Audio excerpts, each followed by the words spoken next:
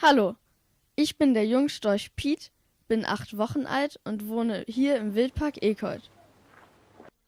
Ich lebe mit meinen beiden kleinen Geschwistern Luisa und Lasse in einer Voliere auf der Flugwiese. Dort findet dreimal täglich eine Flugvorführung statt. Da fliegen viele Eulen, Falken und andere Greifvögel, aber noch nie war ein Storch im Programm. Unverschämtheit. Ich habe aber erfahren, dass ausgerechnet wir die ersten Störche sein werden, die bei der Flugvorführung fliegen sollen. Cool, oder? Denn wenn wir ausgewachsen sind, erreichen wir eine Flügelspannweite von bis zu 2 Metern. Leider können wir noch nicht fliegen, aber wir werden bald für die Flugvorführung ausgebildet. Ganz wichtig ist die Prägung auf den Menschen. Deswegen sind sie jetzt hier auch bei uns, kommen nach dem Flugprogramm auch raus, dass die Besucher sich die anschauen können. Und dann füttern wir sie aus der Hand, aus dem Handschuh, sodass sie anfangs hinterherlaufen und später hoffentlich auch fliegen. Meine Geschwister sind nicht so sehr von dieser Planung der Zukunft begeistert. Sie wollen lieber mit den Wildstörchen, die hier auf einem offenen Gelände leben, nach Afrika fliegen. Es sind ca. 50 Störche, die immer wieder nach Ekold kommen, um Futter zu bekommen. Apropos Futter. Wir Störche essen am liebsten Fische, Amphibien, Reptilien, Insekten und Kleinsäuger, wie zum Beispiel Mäuse. Es sieht zwar so aus, als wären wir leichter, wir wiegen aber 2200 bis 2400 Gramm. Wir nehmen die Nahrung durch unseren Schnabel, der fast 20 Zentimeter lang wird, auf und befördern sie dann weiter, um sie zu verdauen.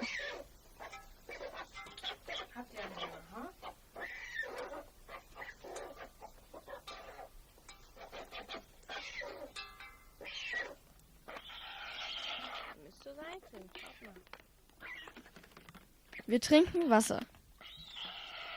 Im Sommer ist es eine schöne Erfrischung, im kühlen Nass zu baden.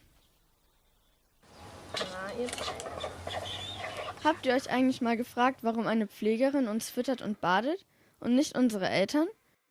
Die Eltern kommen hier aus dem Wildpark Ekold, das sind Hugo und Luzi. Das sind schon 2 recht alte Störche, aber sie kriegen halt immer noch Nachwuchs. Und die sind sehr, sehr fürsorglich und putzen sie sehr schön.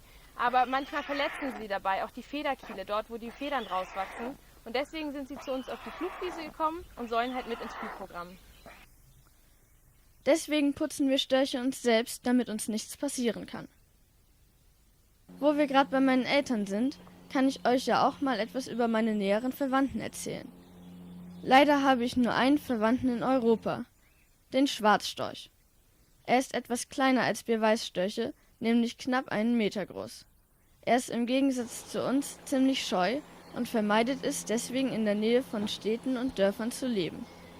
Der Schwarzstorch lebt am meisten im Wald und wird deswegen auch Waldstorch genannt.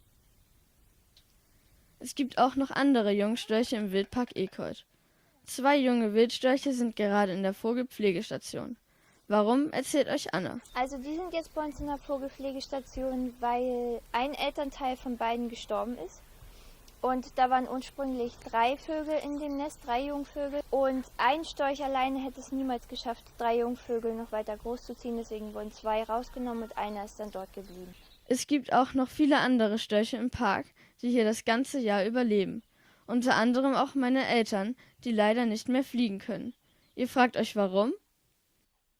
Also die Eltern sind hier, weil sie mal einen Unfall hatten und dementsprechend nicht mehr fliegen können. Sie haben sich die Flügel gebrochen und daher dürfen sie jetzt hier bei uns noch schön für Nachwuchs sorgen.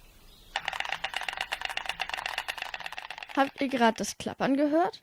Geklappert wird, wenn einer von uns Jungtieren mit den Eltern sprechen will oder wenn sich unsere Eltern begrüßen.